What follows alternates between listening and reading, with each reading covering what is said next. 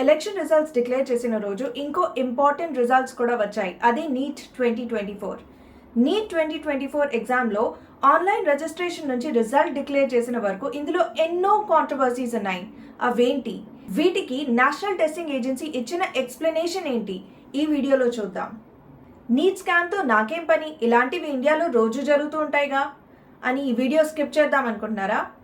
ఫ్యూచర్లో ఎప్పుడైనా ఇదే మీ పిల్లలకైతే, ఫ్యూచర్లో ఎప్పుడైనా మీరు ఒక అర్హత లేని డాక్టర్ దగ్గరికి ట్రీట్మెంట్ కోసం వెళ్తే, ఇది వాళ్ళకి వీళ్ళకి సంబంధించింది కాదు, మన అందరికీ సంబంధించింది. Raise your voice for justice, justice for NEET aspirants, justice for the 24 lakh candidates and their families. Welcome to casual కథలు. ఈ రోజు స్టోరీలో నీట్ స్కామ్ 2024 వివరాలు తెలుసుకుందాం. నీట్ 2024కి ఆన్లైన్ రిజిస్ట్రేషన్ స్టార్ట్ అయింది 9th Febకి. 16th March వరకు ఎక్స్టెండ్ కూడా చేశారు. అయినా స్టేక్ హోల్డర్స్ రిక్వెస్ట్ మీద 2 రోజుల కోసం ఏప్రిల్ 9th, 10thకి రిజిస్ట్రేషన్స్ రీఓపెన్ చేశారు. ఎందుకు? 14 జూన్కి రావాల్సిన రిజల్ట్స్ ప్రీపోన్ అయ్యి 4th జూన్కే వచ్చాయి. 10 రోజుల ముందు రిజల్ట్ డిక్లేర్ చేశారంటే పేపర్ ఎవాల్యుయేషన్ ప్రాపర్గా జరిగిందా? అదే రోజు ఎలక్షన్ రిజల్ట్స్ కూడా వచ్చాయి. ఇంత హడావిడిగా అదే రోజు ఎగ్జామ్ రిజల్ట్స్ డిక్లేర్ చేయాల్సిన అవసరం ఏముంది? పబ్లిక్, మీడియా అందరూ ఎలక్షన్ రిజల్ట్స్తో బిజీగా ఉంటారు. ఈ రిజల్ట్స్ని ఎవరు పట్టించుకోరు అనుకున్నారా? ఎగ్జామ్ ముందే నీట్ పేపర్ లీక్ అయింది, కానీ ఈ న్యూస్ని నేషనల్ టెస్టింగ్ ఏజెన్సీ బేస్లెస్ అని కొట్టిపడేశారు. అదే రోజు బీహార్ పోలీస్ డిపార్ట్మెంట్లో ఎకనామిక్ అఫెన్సెస్ యూనిట్ 13 మందిని అరెస్ట్ చేశారు పేపర్ లీక్ కేసులో. అంటే పేపర్ లీక్ అయింది. అంతకు ముందు జరిగిన నీట్ ఎగ్జామ్స్లో ఒకరికో ఇద్దరికో ఫుల్ మార్క్స్ వచ్చేవి, కానీ ఈసారి 67 క్యాండిడేట్స్కి ఫుల్ మార్క్స్ వచ్చాయి. అంటే a perfect 720 on 720. All India rank 62 నుంచి 69 లోపు 6 క్యాండిడేట్స్కి సిమిలర్ మార్క్స్ వచ్చాయి. వీళ్ళు హర్యానాలో సేమ్ సెంటర్ నుంచి ఎగ్జామ్ రాశారు. ఇంకా వీళ్ళ రోల్ నంబర్స్ కూడా చాలా దగ్గరగా ఉన్నాయి. ఇంత కోఇన్సిడెన్స్ ఉంటుందా? ఈ పేపర్లో ఒక కరెక్ట్ ఆన్సర్కి 4 మార్క్స్ యాడ్ అవుతాయి, అలాగే ఒక రాంగ్ ఆన్సర్కి 1 మార్క్ డిడక్ట్ అవుతుంది. ఇలాంటి ఎగ్జామ్ స్కీమ్లో ఇద్దరు క్యాండిడేట్స్కి 718, 719 మార్క్స్ కూడా వచ్చాయి, విచ్ ఇస్ ఇంపాసిబుల్. ఇలా మార్క్స్ రావడానికి కారణం గ్రేస్ మార్క్స్. అసలు గ్రేస్ మార్క్స్ ఎందుకు ఇవ్వాల్సి వచ్చింది? ఈ కాంట్రవర్సీస్కి నేషనల్ టెస్టింగ్ ఏజెన్సీ ఇచ్చిన ఎక్స్ప్లెనేషన్ ఏంటో చూద్దాం.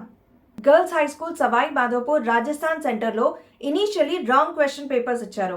ఈ క్వశ్చన్ పేపర్స్ క్యాండిడేట్స్ నుంచి రిటర్న్ తీసుకునే లోపే కొంతమంది క్యాండిడేట్స్ ఆ క్వశ్చన్ పేపర్స్ తీసుకుని ఎగ్జామ్ సెంటర్స్ నుంచి బయటికి వెళ్ళిపోయారు. ఇలా బయటకు వచ్చిన క్వశ్చన్ పేపర్స్ తాలూకా పిక్చర్సే సోషల్ మీడియాలో సర్క్యులేట్ అవుతున్నాయి. నేషనల్ టెస్టింగ్ ఏజెన్సీ ప్రకారంగా అసలు క్వశ్చన్ పేపర్ లీక్ అవ్వలేదు. ఈ సెంటర్లో ఎఫెక్ట్ అయిన 120 క్యాండిడేట్స్కి same day re exam conduct చేయడం జరిగింది. 6 సెంటర్స్లో లాస్ ఆఫ్ టైం వల్ల సఫర్ అయిన క్యాండిడేట్స్కి సుప్రీంకోర్టు ద్వారా అడాప్ట్ చేయబడిన నార్మలైజేషన్ ఫార్ములా ఇంప్లిమెంట్ చేసి గ్రేస్ మార్క్స్ ఇవ్వడం జరిగింది. ఇలా టోటల్ 1563 క్యాండిడేట్స్కి గ్రేస్ మార్క్స్ ఇచ్చారు. ఈ గ్రేస్ మార్క్స్ వల్ల ఇద్దరు క్యాండిడేట్స్కి 718, 719 మార్క్స్ కూడా వచ్చాయి. ఇంతమందికి టాప్ స్కోర్ ఎలా వచ్చింది? NEET question paper new NCERT text book మీద బేస్ అయి ఉంది. కొంతమంది స్టూడెంట్స్ ఓల్డ్ టెక్స్ట్ బుక్స్ ని రిఫర్ చేయడం వల్ల ఫిజిక్స్ లో ఒక క్వశ్చన్ కి 2 ఆప్షన్స్ కరెక్ట్ అని కన్సిడర్ చేయడం జరిగింది. ఇందులో ఏ ఆప్షన్ పెట్టినా స్టూడెంట్ కి 5 మార్క్స్ యాడ్ చేశారు. దీనివల్ల టోటల్ 44 స్టూడెంట్స్ కి 715 నుంచి పెరిగి 720 మార్క్స్ వచ్చాయి. నేషనల్ టెస్టింగ్ ఏజెన్సీ ఎక్స్ప్లెనేషన్ ఇచ్చాక కూడా కొన్ని విషయాల మీద క్లారిటీ లేదు. పూర్తిగా నెల రోజుల తర్వాత రిజిస్ట్రేషన్ ఓపెన్ ఎందుకు చేయాలి? లాస్ ఆఫ్ టైం ని టైంతో కాంపెన్సేట్ చేయాలి, కానీ మార్క్స్ తో ఎలా కాంపెన్సేట్ చేస్తారు? 1563 క్యాండిడేట్స్కి ఇచ్చిన grace marks rest of the క్యాండిడేట్స్కి ఫేర్ ఎలా అవుతుంది? సేమ్ సెంటర్లో ఎగ్జామ్ రాసి సేమ్ మార్క్స్ స్కోర్ చేసిన ఆ క్యాండిడేట్స్ మీద క్లారిటీ ఏది?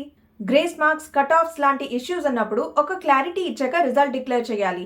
ఇంత హడావిడిగా 10 days ప్రీపోన్ చేసి ఎగ్జామ్ రిజల్ట్ ఎందుకు డిక్లేర్ చేశారు?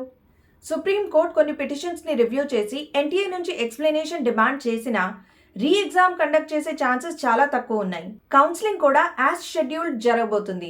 మొత్తానికి ఈసారి మంచి స్కోర్స్ చేసిన క్యాండిడేట్స్కి కూడా టాప్ కాలేజెస్లో అడ్మిషన్ రావడం కష్టమే.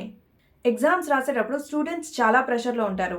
అలాంటప్పుడు ఒక రాంగ్ క్వశ్చన్ పేపర్ ఇచ్చి మళ్ళీ దాన్ని కరెక్ట్ చేసి వేరే క్వశ్చన్ పేపర్ ఇచ్చి మళ్ళీ అది సాల్వ్ చేయమండం, లాస్ ఆఫ్ టైం జరగడం, ఇలాంటి అన్ని ఇష్యూస్ వల్ల వాళ్ళ మెంటల్ సిచ్యువేషన్ ఎలా ఉంటుందో ఒకసారి ఆలోచించారా? ఏదేమైనా టైంని టైంతోనే కాంపెన్సేట్ చేయాలి. అక్కడ ఉన్న వాళ్ళకి అన్ని ఆన్సర్స్ తెలుసు అని ఏంటి గ్యారంటీ? అలాంటప్పుడు లాస్ ఆఫ్ టైంతో సఫర్ అయిన క్యాండిడేట్స్కి గ్రేస్ మార్క్స్ ఎలా యాడ్ చేస్తారు? ఇది వేరే క్యాండిడేట్స్కి అన్ఫేర్ కాదా? ఇలా తరచూ ఇండియాలో పేపర్ లీక్ కేసెస్ వినిపిస్తూనే ఉంటాయి. కష్టపడి చదివిన పిల్లలకి వాళ్ళ పేరెంట్స్ కి ఇలాంటి ఇన్స్టెన్సెస్ వల్ల నిరాశ మిగులుతుంది. కష్టపడకుండా చదవకుండా లక్షలు పెట్టి క్వశ్చన్ పేపర్ కొనుక్కుని ఇలా ప్రొఫెషనల్ కోర్సులు చేసేవాళ్ళు కంట్రీ డెవలప్మెంట్ ఎటువైపు తీసుకెళ్తారు? కష్టపడి చదివే పిల్లలకి ఈ దేశం ఎలాంటి ఫ్యూచర్ ఇవ్వబోతుంది? ఇప్పటికైనా గవర్నమెంట్ మేల్కోవాలి. ఇలాంటి పేపర్ లీక్స్ జరగకుండా చూడాలి. ఇలాంటి స్కామ్స్ లో ఇన్వాల్వ్ అయిన వాళ్ళ మీద స్ట్రింజెంట్ యాక్షన్స్ తీసుకోవాలి. అప్పుడే స్టూడెంట్స్ ఫ్యూచర్ సేఫ్ గా ఉంటుంది, మన ఫ్యూచర్ సేఫ్ గా ఉంటుంది. ఈ వీడియో మీకు నచ్చినట్లయితే తప్పకుండా లైక్ చేయండి, షేర్ చేయండి, సబ్స్క్రైబ్ చేయండి. క్యాజువల్ కథలు. యాజ్ సిటిజన్స్ ఆఫ్ ఇండియా మనం ఇలాంటి స్కామ్స్ గురించి తెలుసుకోవాలి. We should raise our voice for justice. అప్పుడే మన ఫ్యూచర్ సేఫ్ అండ్ సెక్యూర్ గా ఉంటుంది. Thank you.